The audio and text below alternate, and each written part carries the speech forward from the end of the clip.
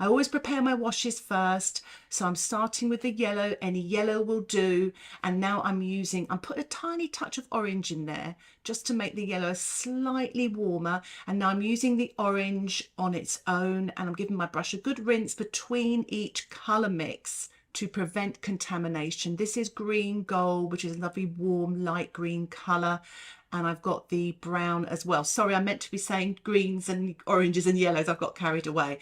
And I've got my kind of yellowy ochre colour, which is Naples yellow here. So look, I've got all these delicious colours that you can kind of see in the photograph. Now, if you decide to use some other colours, by all means go for it, because I want you to be creative and feel confident when you're painting and mixing colours. So I'm just doing a very, very light sketch here with my HB pencil. So I've sort of sketched in the water's edge. I'm sort of sketched in those two prominent trees. And a little tip for you here, if you turn your watercolour paper to the side like I have done there, it's easier to draw the reflections in. Now the reflections are literally, it's like a mirrored reflection, so make sure you get the angle right so it's going the sort of same way, and I find turning it upside down makes it easier. I'm rubbing on the wax candle here. It's a birthday candle, and just to where the light's hitting the tree. Now just a little heads up, later on in the video I found this candle wasn't that great with the wax. It didn't seem to give me as much wax as I needed. So but just test out your wax candles before you start painting. But don't worry otherwise. You don't have to use wax either. You could just use some white paint at the end, or even just paint around it. So now I'm wetting the paper with my large size 14 brush. I'm not worried that the water's slightly orangey, it's fine.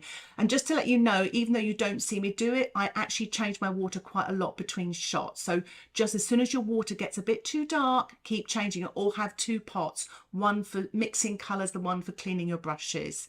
So I'm just dropping in the colours, starting with the yellow and then the sort of Naples yellow, sort of dripping them in, keeping sort of spaces in between so they blend together on the paper. But I always work light to dark. So I work with the lightest colour first, and I'm very sort of wary about the lights in the photograph. And it's actually a photograph filled with the light. There's not a lot of dark here. So that's what attracted me to it. It's a bit of a challenge really, painting a very light painting. But when you're painting the water, just have horizontal wiggly strokes like what I'm doing here. And obviously when you're painting the foliage, you sort of put more blobby marks on. And just do what feels intuitive to you, what you feels right. But really heavily load your brushes and just enjoy this. This can be a very creative stage without too much going wrong. And remember, if it does go wrong and you don't like it, just wash it off under the tap. All those colours will wash off nicely. So you've got that extra chance, that sort of safety net of just washing off and having another go. So I'm just leaving quite a bit of light in the water here, and I'm using the tip of my brush to get some of those marks. That's the green gold, and I've mixed it with the orange just to sort of neutralise it a little bit. But I'm really sort of trying to be disciplined and keeping my light. Now this is the brown. You can use your burnt sienna. I'm using the transparent brown oxide, but I really like this colour. It's a very warm. It creates a nice bit of texture as well. So I'm just dropping a little bit this now in the tree area, because if you look at the reference photograph, there is a little bit more shading on these trees to the left. They're a little bit further back as well. I've dropped a little bit of violet now with that brown, sort of just to create a slightly darker colour. And now I'm using the green gold again. I felt it was a bit of a green. If you look again where I'm painting here, this kind of a green sort of shade in the trees. This is all wet in wet. The colours are wet and the paper's wet. So you've got, you know, you've got these colours are going to be blending with each other on the paper. So they're all going to drift in. But I'm really mindful, if you look at that area there on the right hand side with the bushes and the trees, it's very light. And what I'm doing here is just softening the water. Now this is an interesting bit. I didn't put this in the video I put out to the public last night, but I opened my salt box up, and if you look on the right hand side, bottom right hand corner there, the salt went onto the watercolour paper, which I didn't want. I didn't want any salt in my water. So I've just wiped that off with a sponge cleanly. And now I've always said this to my students for years, if you wipe off or take off paint, you kind of need to put stuff back. Otherwise it looks like it's been smeared off. So I've just put a little bit of light orange there. Now I'm using the sponge technique so that my sponge was dry. I've put it in the water, wrung all the water out, so it's now damp. And I'm making thick, creamy paint. So this is the green with a touch of violet or a touch of the brown. And then I'm dipping my sponge in there and I'm pressing so gently on the watercolor paper. If you press hard, you don't get the texture. So it's such a light, delicate touch. And if you see me my hand coming towards the camera, it's because I'm exaggerating that almost. And I'm using a little bit of that kind of green gold colour mixed with a tiny touch of the brown or the violet. And I'm just putting some wriggly lines in, a little bit more damp paint now into wet paint, because I want these marks to stay a little bit. So even damp into damp if you like. And I'm using this size 6 brush. Now I've dried the painting. I actually let it dry naturally so that the salt would work. And then I blow dried the rest of it, and I've rubbed off my salt with my kitchen towel, and I'm rubbing some more wax on because I felt it didn't really work in the first place, as I said to you earlier. So I'm rubbing a bit harder because I've actually obviously found out towards the end of the painting the wax just wasn't giving me what I don't think there's much candle wax on these little birthday candles, but I'm going with it and I'm rubbing harder, and I'm just doing sort of horizontal lines in the water to create light and also the light of the trees as well. So now I'm putting in some darker tone. I'm using the green gold with the purple, so you can use green and purple. Don't have it too dark. It's not too dark in the photograph. So I think some of you will be quite pleased with this tutorial because there's no scary dark, so that's good. So I'm using the size 14 brush here, but you can go one size or a few sizes smaller if you feel more comfortable. So I'm just putting some little marks on the riverbank there where it's a bit darker. See, the darkest darks really are on that riverbank where you've got those sort of 2 main bushes and the darks to the left as well. This is all damp into damp. So the paper is damp, so it's not too wet, and my brush is not too wet. So I'm putting in the reflections now of the tree. So as I said earlier, don't do those the opposite way. Make sure they're going in line, like a mirror reflection. Just a wriggly line really kind of creates the illusion of the reflection of the trees in the water. It creates a bit of movement. I prefer sort of a bit of movement in the water rather than a mirrored reflection, because it's incredibly hard to do a mirrored reflection. It's a lot trickier, and this creates a bit more excitement. So I'm putting a touch of the orange. If you look in the reference photograph, there's little touches of orange. Now here I put some orange in there. I thought actually I've lost my light there. I've wet it and I've lifted it off with the tissue or the kitchen towel. There we are, just sweeping it off. No nonsense. In fact, I swept another bit off there as well because I don't want to lose the light in the water. So I'm sponging now wet on dry. So the sponge is wet and the paper is dry.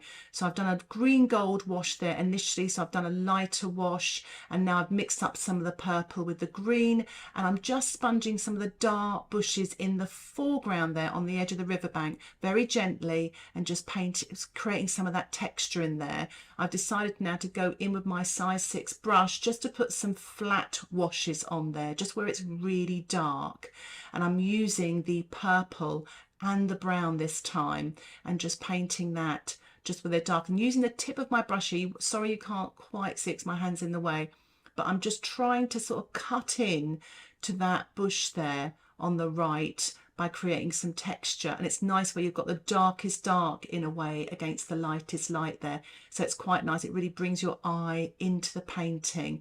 And this is just with the purple and the brown with my size 6 brush, and I'm not being afraid of the dark here. I'm trying to get some lovely sort of dark colours just on this riverbank, and then just softening it as I go there by diluting my brush. And now I'm just going to put a little bit more dark now over to the left hand side of the riverbank here.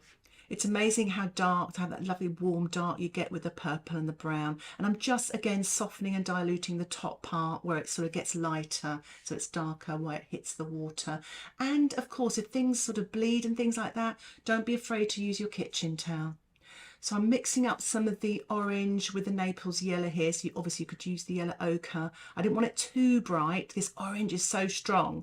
And I'm just sponging in a little bit of that orange that you can see in the reference photograph. It just gives it a little bit of strong colour. It's really, really beautiful, these colours.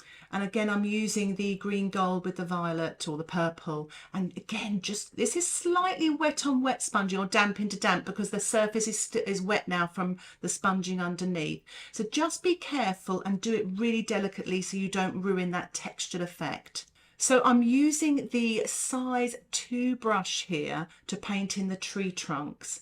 Now normally when I do this and I use the wax would show up a little bit. It would be much lighter. So that's what I was saying, this wax candle didn't work as well as I'd like it to. But not to worry, I have a plan up my sleeve.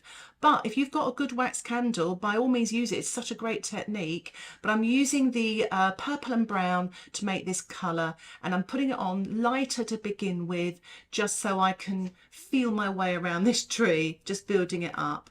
It's not that strong in the picture. It's quite dark. Obviously these bushes are dark here, but I'm just taking my time really with it. And now I'm dropping in now this darker colour, wet into wet still, just to make that lovely dark. And if you can see the bottom half of that tree, the wax has worked, and I'll give you a close-up so you can have a look at that. Now, one of the things I find really handy when I'm painting trees, because I find it hard to paint sort of from down upwards, but I find it easier to pull towards me than to go away from me. And you might find that too. And it's always good to give yourself a different perspective, to look at it in a different way. You sometimes see things better by looking at upside down or even sideways. So I'm sort of moving between the size 2 and size 6 brush, and I'm just painting this other tree here now. And I've just, you know, got my tissue on standby. So if I don't like something, I just take it out straight away. Because a lot of people say that you can't change watercolours, but you can. There's certain things you can do to make it work. I find using a twig so much easier when you want to paint branches. You do have to make a little puddle of colour, which I have with the purple and brown. It's a lovely rich dark colour. And it's so much easier painting branches when you're using a twig. Make sure you've got it nicely sharpened to a point, because you might get too much of a bigger point. So the thinner the lines, the sharper the point, if that makes any sense. Make sure you've got your nice big puddle and you can dip your paint into. You do have to go back and forth, back and forth. It's not like the brush where it's holding the paint. But I just find I don't know, I just love it. It feels good in my hand. I feel more confident using it, and you get these lovely marks because you're painting twigs with twigs, if it makes any sense. So you know, it's perfect. So I'm just sort of putting in some of the lighter twigs here to the left hand side of the painting as well, and just putting, you know, them just random, because they're not really definite, are they, on the left hand side? They're just coming through here and there. I'm just doing a little bit more sponging now, just on the right hand side there and the left, just to build up a little bit more texture and tone with a little bit of the green and the purple, just to give it a little bit more detail and tone. And I'm going to paint the reflections now with the brown, and I'm putting a little bit of yellow light as well on the water. Remember to keep your strokes horizontal. I'm using the size 6 here, just really sort of go back and forth, back and forth. The lines don't have to be perfectly straight, but you want that sort of wriggly sort of line, so it gives that impression of moving water. So I'm giving the trees a spatter with some yellow with my size 6 brush, and I've made sure I've actually masked out my water as well. I don't want any spots on there. Just using some white gouache now, but you could use white watercolour, acrylic paint, anything that you can get this light with. And I'm just putting it on the water now as well, just to give that a little bit of sparkle in there, just to finish off this painting. But I really feel these colours have worked well. I've got some lovely light and texture, and I'm putting some of this white in the water just to finish off. I'm using my size 2 brush, and I'm just swapped to my 6 just to put a few more little highlights along the riverbank. And I'm going to give it one final spatter with some yellow, because that's my process, and it's just to give it that little bit of sparkle. If you would like to support the content that I create here on YouTube, why not think about joining my Patreon membership? Details about the membership can be found in the description below. All you need to do is click Patreon. and you will get access to my exclusive tutorials and downloadable outline sketches, and you can cancel anytime. Thank you so much for watching. Happy painting. Bye for now.